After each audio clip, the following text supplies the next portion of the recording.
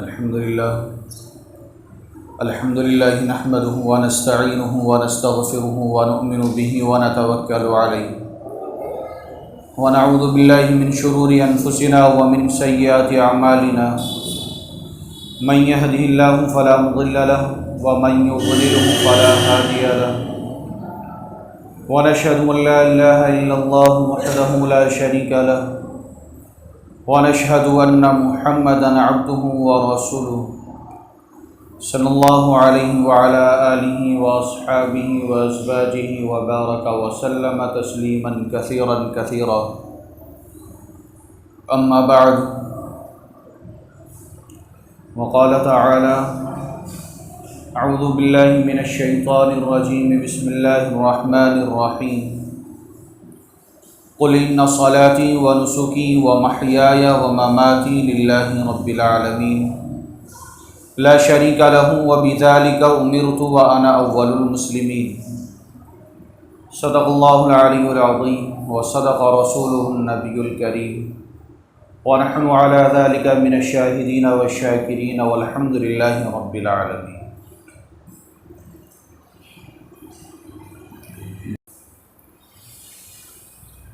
اللہ تبارک و تعالی نے اپنے فضل و کرم سے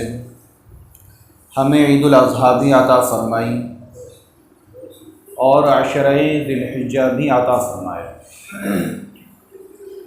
تو اب ان ایام میں اللہ کے جن نیک بندوں نے عبادتوں کا اہتمام کیا ہے، اللہ تبارک و تعالی کی رحمت سے امید ہے کہ اللہ رب العزت ان کے ان اعمال کو دنیا اور آخرت کے اندر ذخیرے کا سبب بنائے،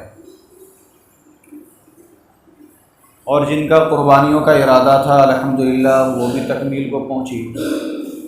اور ایک ایسی عبادت پائے تکمیل کو پہنچی جو ان دنوں کے علاوہ کسی اور دن کے اندر ادا نہیں کی جاتی.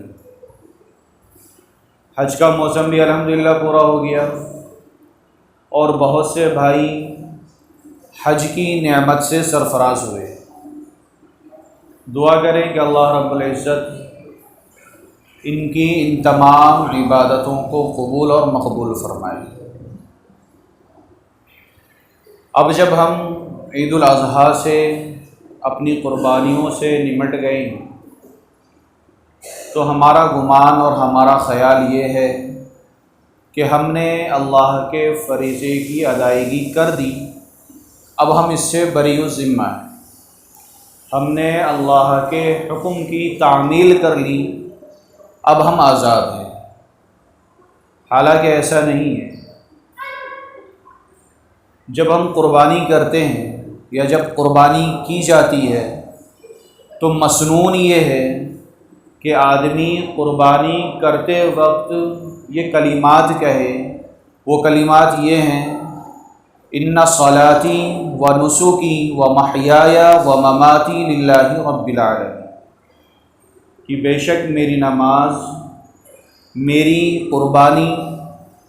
میرا جینا اور میرا مرنا سب اللہ کے لیے ہے جو رب العالمین ہے، تمام جہانوں کا رب ہے.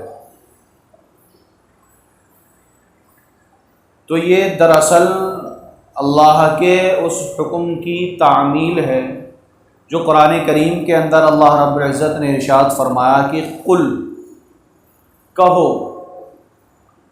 ان صلاتی و نسکی و محیای و مماتی للہ رب العالمین لا شریک لہ وبذلک امرت وانا اول المسلمین.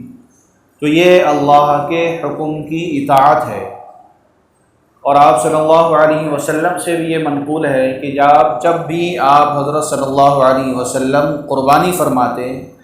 تو یہ کلمات اپنی زبان مبارک سے ادا کرتے.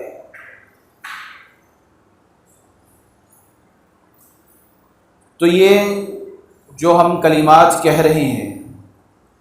تو یہ خالی از علت نہیں ہے، یا ہم سے جو اللہ تبارک و تعالی نے یہ کلمات کہلوائے ہیں ہم سے اور آپ سے، یہ بے سبب نہیں ہے، بلکہ اس کے اندر اللہ رب العزت ایک سبق دیتے ہیں کہ ہم نے جو تم سے یہ کلمات کہلوائے ہیں، قربانی کرتے وقت جو ہم نے اپنی جانوروں کی گردنوں پر چھری پھیر دی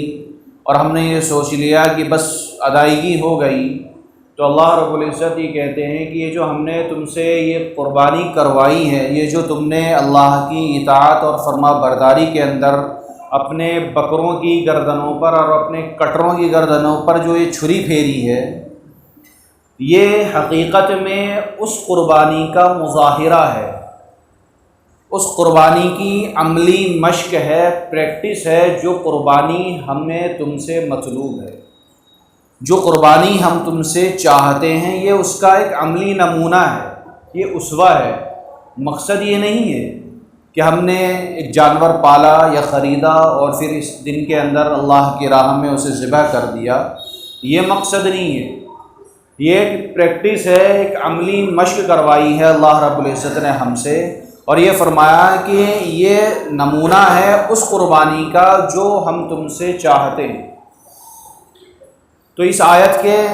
جو معنی ہے، ظاہری معنی، وہ سبھی کو معلوم ہے کہ ان صلاتی و نسکی و محیای و مماتی للہ رب العالمین، کہ میری نماز اور میری عبادت سب اللہ کے لیے ہے، اور تقریباً ہر مسلمان اس بات سے واقف ہے کہ یہ عبادتیں جو ہوتی ہیں وہ اللہ کے لیے ہوتی ہیں، اور ہم نے جو یہ قربانی کی ہے تو ہم نے بھی یہی سوچ کر یہ قربانی کی ہے کہ یہ قربانی ہم اللہ رب العزت کی رضا کے لیے اور اس کی خوشنودی کے لیے کر رہے ہیں۔ تقریباً ہر مسلمان اس بات کو جانتا ہے کہ یہ جو ہم نے نمازیں پڑھی ہیں، جو قربانیاں دی ہیں، یہ اللہ کی رضا کے لیے دی ہیں، کسی اور کے لیے نہیں دی ہے،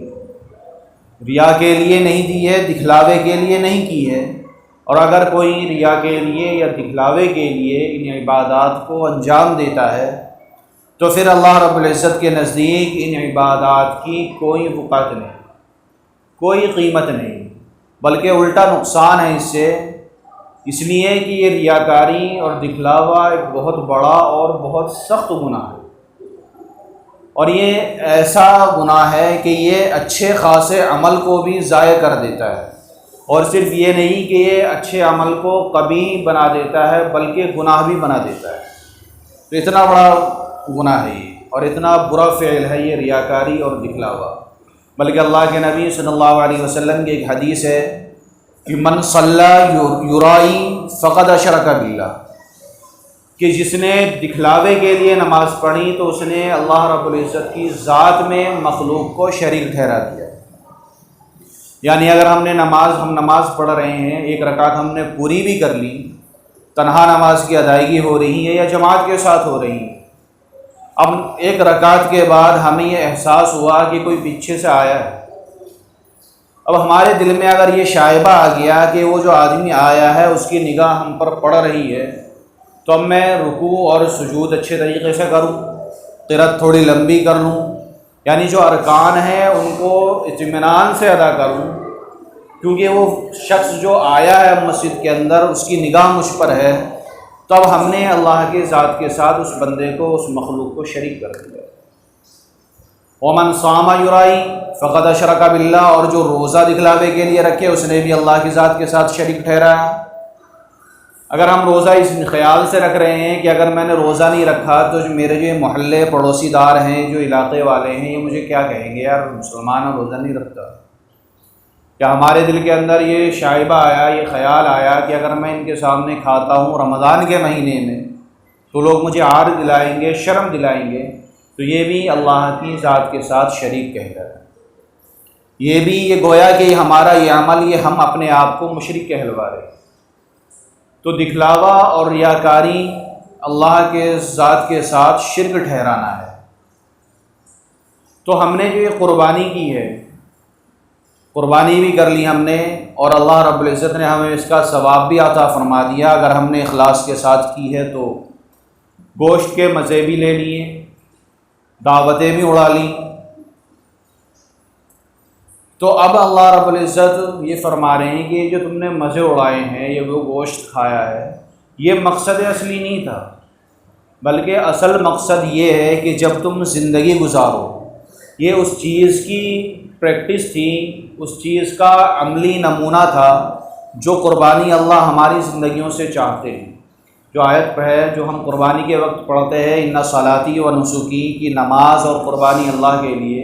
اب اس سے آگے جو الفاظ اللہ رب العزت نے اور بڑھائے ہیں، یعنی عبادتوں کا تو سمجھ میں آتا ہے کہ نماز، روزے، صدقہ، زکوٰۃ یہ اللہ کے لیے ہیں۔ اب آگے جو فرمایا ہے کہ وَمَحْيَايَ وَمَمَاتِي، میرا جینا بھی اور میرا مرنا بھی اللہ کے لیے، تو یہ اللہ نے کیا کہہ دیا کہ جینا اللہ کے لیے کیسے ہوگا اور مرنا اللہ کے لیے کیسا ہوگا؟ تو یہ اسی طریقے سے ہوگا کہ جب ہم زندگی گزارتے ہیں تو اس زندگی کے اندر ہمارے دلوں کے اندر جو خواہشات آتی ہیں، جو تقاضے ہیں ہماری زندگیوں کے، اور خاص کر کے وہ تقاضے ہیں جو اللہ کے حکم کے خلاف لے جانے والے ہیں، یا وہ نفسانی جذبات ہمارے دلوں کے اندر جو آتے ہیں، تو اب جو یہ خواہشات پیدا ہوئی ہیں زندگی میں، یہ جو جذبات ہمارے دلوں کے اندر مچل رہے ہیں، تو جس طریقے سے ہم نے اللہ کی اطاعت اور تابعداری میں اپنی جانوروں کی گردنوں پر چھری پھیری ہے، اسی طریقے سے ہم اپنی زندگیوں کے اندر اپنی ان خواہشات، اپنے ان تقاضوں اور اپنے ان جذباتوں کی گردن پر چھری پھیرے۔ یہ اصل مقصد ہے اس قربانی کا۔ یہ جو قربانی ہم نے دی ہے، اور آج کا دن بھی ہے، عصر تک یہ وقت ہے، تو اس کا جو مقصد ہے وہ یہ ہے کہ ہم اپنی زندگیوں کے اندر بھی اپنی خواہشات کو قربان کر دیں اللہ کی اطاعت اور اللہ کی فرما برداری میں۔ مثلاً ہم جیسے زندگی گزار رہے ہیں، تو اس زندگی کے اندر لوگوں سے ملنا جلنا ہے، اٹھنا بیٹھنا بھی ہے، محفلیں بھی سجتی ہیں، مجلسوں کے اندر بھی ہماری شرکت ہوتی ہے۔ تو اب مجلس کے اندر جب ہم بیٹھے ہیں تو مجلس میں تذکرہ چل رہا ہے، اور مجلس کو جب بیٹھتے ہیں تو مجلس کو گرم کرنے کا تقاضا بھی ہوتا ہے کہ مجلس کو کیسے ولولہ خیز بنایا جائے، کیسے مجلس کے اندر جوش پیدا کیا جائے، اور مجلس کو گرم کرنے کا یہ لازمی حصہ بن گیا ہے کہ اس کے اندر کسی کی غیبت کر دی جائے کہ فلاں کا ذکر آیا ہے تو یہ بات کہہ دوں، مجلس جوش میں آ جائے گی، گرم ہو جائے گی، اور لوگ میرے اس فقرے بازی پر، میری اس جملے بازی پر واہ واہ کہیں گے کہ واہ کیا بات کہی ہے، مزہ آ گیا یار، تو نے ایسی بات کہہ دی، ہمیں تو پتہ ہی نہیں تھا، او فلاں آدمی ایسا ہے یار، ہم تو اس کے بارے میں ایسا سوچتے تھے، ایسی بات بھی ہے۔ تو یہ دل کے اندر خیال آیا، دل مچل رہا ہے کہ میں کسی دوسرے شخص کا برائی کے ساتھ تذکرہ کر دوں۔ اب اس وقت جب ہمارے دل کے اندر یہ خواہش آ رہی ہے، ہمارا نفس ہمیں اس طرف اپریشیٹ کر رہا ہے کہ میں اس فلاں شخص کا ذکر کر دوں برائی کے ساتھ جس کا لوگ ابھی اچھائی سے تذکرہ کر رہے ہیں، تو اب اس وقت میں ہمارے دلوں کے اندر یہ خیال آئے کہ اللہ رب العزت نے قرآن کریم کے اندر یہ ارشاد فرمایا ہے کہ کسی کی غیبت کرنا اپنے مرے ہوئے بھائی کا گوشت کھانے کے جیسا ہے، اور اس وقت ہمارے دل کے اندر یہ خوف آئے کہ اللہ کے نبی صلی اللہ علیہ وسلم نے یہ ارشاد فرمایا ہے کہ غیبت زنا سے بھی بڑا گناہ ہے۔ اب اس خوف کی وجہ سے اللہ اور اس کے رسول کے اس حکم کی تعمیل کے بنا پر ہم اپنے نفس کی وہاں پر قربانی دیں اور اس غیبت سے رک جائیں۔ یہ ہے اس قربانی کا مقصد۔ اس طریقے سے جیسے ہم بازار میں جاتے ہیں، چاروں طرف ایسی تصاویر سامنے آتی ہیں کہ دل مچلتا ہے کہ نگاہ ڈال دے، بے پردگی کا ایسا طوفان اور ایسا سیلاب آتا ہے کہ دل یہ کرتا ہے کہ یار مزے لے لے، تھوڑی دیر کو نظر ڈال دے، کر گزروں اس کام کو، نگاہ ڈال دوں وہ کیا چیز جا رہی، یہ دل کو کہتا ہے۔ اب اس وقت ہمارے دلوں کے اندر خدا کا خوف ہو، اور اس خوف کی بنا پر ہم اپنی نگاہوں کی حفاظت کر لیں، یہ ہے اس قربانی کا اصل مقصد کہ، اور یہی ہے وَمَحْيَايَ لِلَّهِ رَبِّ الْعَالَمِينَ کہ اللہ کے لیے جینا، اللہ کے لیے اپنی زندگیوں کو گزارنا، یہی اس قربانی کا مقصد ہے، اور یہی اللہ رب العزت کا مطالبہ ہے جس کی بنا پر اللہ نے ہمیں یہ حکم دیا ہے قربانی کرتے وقت کہ ہم اس آیت کو پڑھیں۔ پڑھنے سے مراد صرف یہ نہیں کہ ہم اس کو زبانی یاد کر لیں اور اس کو قربانی کے وقت چھری پھیرنے سے پہلے پڑھ لیں اور اس کے بعد دعا کر لیں، بلکہ یہ اسی لیے کہا ہے کہ ابھی جو تم کر رہے ہو اس کام کو، اس آیت کو پڑھو اور اس کے مقصد کو جانو، اور پھر اپنی زندگیوں کو اس طریقے سے گزارو۔ لیکن معاملہ یہ ہے کہ جب کسی چیز کی ہمیں عادت پڑ جاتی ہے، کسی حرام کام کی یا ناجائز فعل کی جب عادت پڑ جاتی ہے تو اسے چھوڑتے ہوئے دل پہ ایک آر سی چلتی ہے۔ ایسا لگتا ہے کہ اس کام کو چھوڑتے وقت ایسا محسوس ہوتا ہے کہ کسی نے کٹی والی مشین پہ ہمیں رکھ دیا ہو اور وہ کٹی کی بلیڈ ہمارے جگر پہ چل رہی ہے اور وہ ہمارے جگر کو چھلنی کر رہی ہے، اور بڑا مشکل نظر آتا ہے یہ کام، حالانکہ ہے نہیں۔ ان بری عادتوں کو چھوڑنا، گندی عادتوں کو چھوڑنا، جیسے کہ کسی شخص کو شراب کی عادت لگ گئی، اب وہ سارے عبادتوں کو انجام بھی دیتا ہے لیکن مجبور ہے نفس سے کہ وہ شراب پینے کی اسی عادت ہے، اب اسے چھوڑنا اس کے لیے مشکل ہے نہیں، لیکن ہمیں نظر آتا ہے کہ یہ مشکل ہے۔ تو اس مشکل کو آسان کرنے کا طریقہ بھی اللہ نے بتایا قرآن کریم کے اندر، سورہ حضرت یوسف علیہ السلام کے قصے کے اندر، کہ جب حضرت یوسف کو زلیخا نے ایک کمرے کے اندر قید کر دیا، بند کر دیا، تالا بھی چڑھ دیا اور باہر دروازے کے نگراں بھی مقرر کر دیا کہ اگر یہ کسی طریقے سے، حالانکہ ممکن ہے کہ یہ نکل جائے لیکن اگر بالفرض نکل بھی جائے تو اسے واپس اندر ڈھکیل دیں حضرت یوسف کو، تو جب چاروں طرف سے گھر گئے اور زلیخا نے بے حیائی کا مظاہرہ کرا تو حضرت یوسف علیہ السلام کے دل میں بھی گناہ کا خیال آیا، لیکن فوراً یہ ہمت بھی ہی وہ ہمہ بھی ہے، یہ وہی ہے کہ خیال آیا، لیکن پھر خیال آیا کہ اللہ رب العزت بھی ہے جو مجھے اس دیواروں کے اندر بھی دیکھ رہے ہیں۔ تو اس خیال کے بعد یوسف علیہ السلام نے دروازے کی طرف اپنے قدموں کو بڑھایا،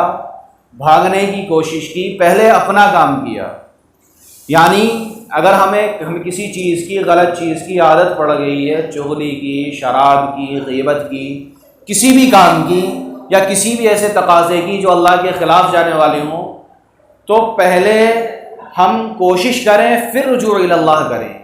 حضرت یوسف علیہ السلام نے کوشش کی، دروازے کی طرف بھاگے، حالانکہ انہیں بھی معلوم تھا کہ دروازوں پر تالے لگے ہوئے ہیں، باہر پہرے دار بھی کھڑے ہیں، لیکن پھر بھی یوسف علیہ السلام نے کوشش کی، پھر اللہ سے دعا مانگی کہ اللہ میں نے اپنا کام کر دیا، اب تو اپنے فضل سے، اپنی رحمت سے مجھے اس مصیبت سے چھٹکارا دلا دے۔ تو ہمیں بھی یہی کرنا ہے کہ جو عادات ہمارے اندر ہیں، ہر وہ کام یا ہر وہ برائی جو ہمارے اندر ہماری نسوں میں گھسی ہوئی ہے، تو اس کو چھوڑنے کا اور اس مشکل کام کو آسان بنانے کا طریقہ یہی ہے کہ ہم پہلے کوشش کریں، یعنی زبردستی اپنے نفس کے اوپر اس بات کو ڈالیں کہ نہیں یہ کام نہیں کرنا ہے، اور اس کڑوے گھونٹ کو پیے، طبیعت مائل ہو شراب پینی ہے لیکن زبردستی نہ پیے، اور پھر اس کے بعد اللہ سے دعا کریں کہ اللہ مجھے اس مصیبت سے، اس پریشانی سے، اس گناہ سے میرا دل مچل رہا ہے، میری خواہشات جو ہے، میرے جو یہ تقاضے ہیں یہ مجھے گناہ کی طرف دھکیل رہے ہیں، تو اپنی رحمت سے مجھے بچا لے۔ تو انشاءاللہ اللہ کی ذات سے امید ہے کہ اللہ رب العزت ہمیں ان گناہوں سے بچا لیں گے، اور یہی اس قربانی کا تقاضا ہے اور یہی مقصود ہے اس قربانی کا جو قربانی ہم نے ادا کی ہے۔ دعا ہے کہ اللہ رب العزت ہم تمام کی عبادتوں کو قبول فرمائے، قربانیوں کو قبول فرمائے، اور ہمیں بقیہ زندگیوں کے اندر بھی قربانیوں کا مظاہرہ کرنے کی توفیق عطا فرمائے۔ آمین۔ وآخر دعوانا الحمدللہ رب العالمین۔ سنتیں ادا کرو۔